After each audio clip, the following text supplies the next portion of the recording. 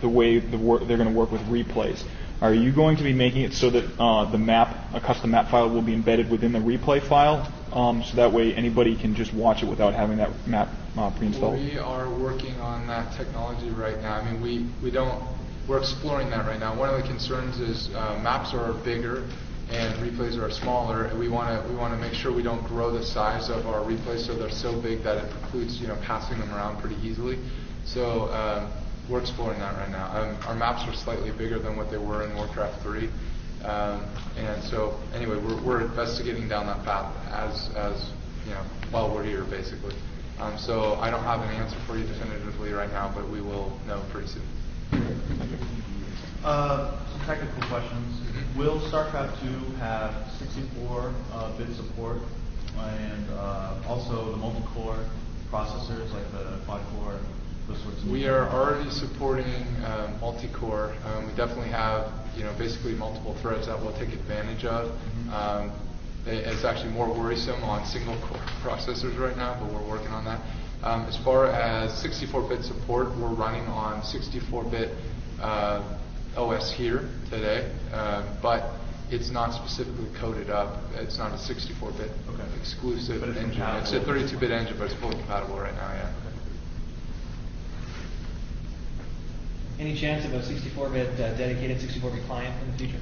Right now we're not even talking about it, but it's definitely possible, especially given the trilogy that we would, each product we would consider, evaluating whether it would be what advantages we'd get. So it's possible, but probably not for the first product. Is there anything you guys are doing in terms of replays to export a certain portion of it as a video, or to make the replay controls a bit better than Starcraft?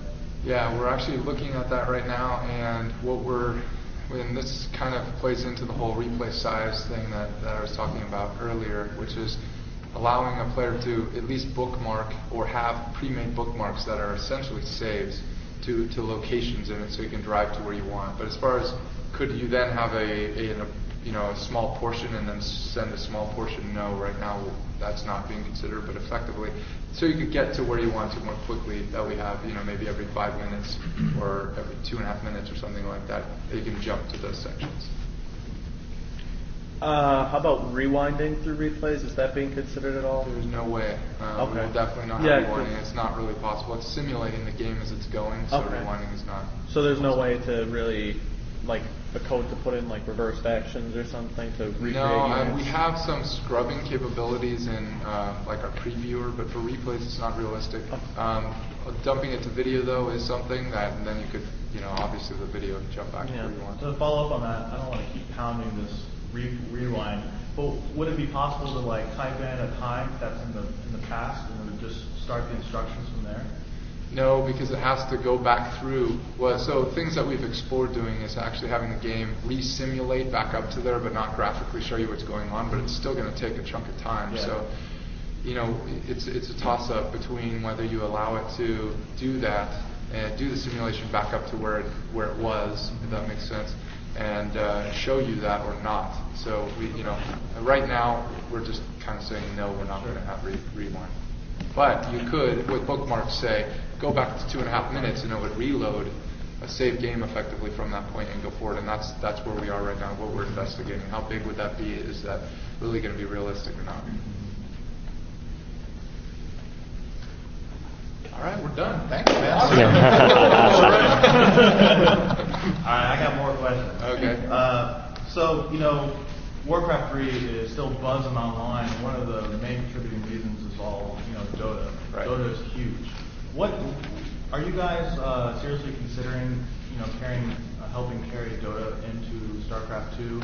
Yeah. I know yesterday was a big announcement with the mission selection and all these new characters that are coming in. Do these characters actually have little characters in the actual game that can be used in the Dota environment? Some of them do, some of them don't. It depends on if they take action down on a particular level, like Raynor does, for example. I think Tychus does. We have a couple others. I don't think Corner does yet. I still think it'd be fun to make versions of them just so people can use them if they want to. Yeah. Things like, spells and abilities? Yeah, so what we've already done a pass through, what do we need to do to ensure that a Dota-like thing can be developed for StarCraft 2? It's definitely our intention on the online portion of our game to allow a phenomenon like Dota to happen in much more easier fashion. That if something's catching on, we can quickly make it its own ladder and its own sort of AMM group if we want. And that the community can help develop that and say, hey, this is popular, and once we see that popularity, that it can easily be moved to the forefront. Where Dota really is a custom game only phenomenon that we want to make it be able to be embraced and put in there much more quickly. So we're definitely working that way on the online side. Editor-wise, we don't have all of those features in yet, but we have a list, and we intend to hit those before ship. We've even discussed putting portions of the editor into the beta, or rolling it out at some point so people can get an early look and give us feedback from that regard. So I have a question concerning the new products in the trilogy. How is that going to impact the core gameplay and multiplayer? Are you going to be adding new units, kind of like expansion packs would? Yeah, I mean, the perspective on the trilogy is, or should be, we'd intended to do 2 expansions for this. We've been talking about it since the get-go that, we're going to do a brand new engine. We want to really use the engine and do 2 expansions. So those expansions would always have something along the lines of the Frozen Throne or Brood War, level of additions to enhance and improve the multiplayer experience. And then on top of that, it's new single-player content as well. So from our perspective, what we're doing with the trilogy is really just changing how we roll out levels to people. Now it's going to be really Terran-focused, Zerg-focused, Protoss-focused, but multiplayer-wise, it will upgrade each time. Okay. Yeah, back there. Will players without, say, all of the trilogy, say they just have the Terran campaign, and if they purchase just that, will they only be able to play with those characters, or will everything else be unlocked for them? Let me see if I understand the question correctly. Have I bought the I mean, on multiplayer. In multiplayer, right, I mean, you know what, we're still working on the details of this, so I'm not going to be able to give you a definitive answer, but just like we had in our previous games, we are going to add multiplayer content, additional units. You would need to get, at least what we're discussing right now, you'd need to get the second one to have those units. If that second one's out, but you could still play, just like, take Reign of Chaos as an example. Reign of Chaos, you could still play Reign of Chaos online. Some people switched over to the Frozen Throne, a few people remain with Reign of Chaos, they could still do it. If you want to move up to the new one, you'd get the new additions to multiplayer at that point.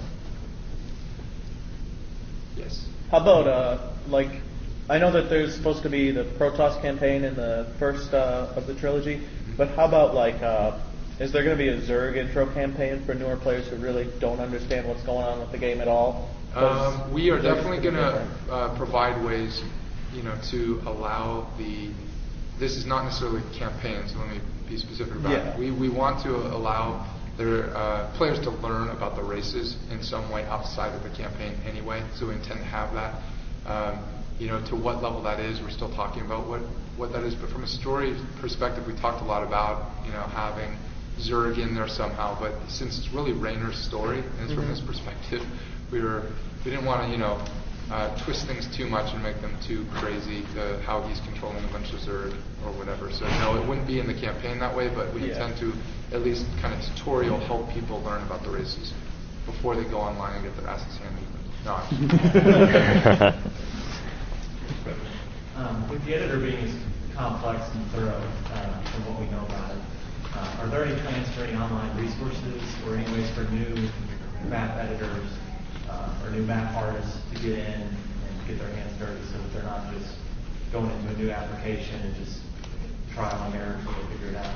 Yeah, so we've had a meeting probably a month ago now that was going over, ease of use, easing into it, and as we get more into what's happening online, we're going to reveal some of the features of what's there, but community is a big part of that, and being able to tie people together. So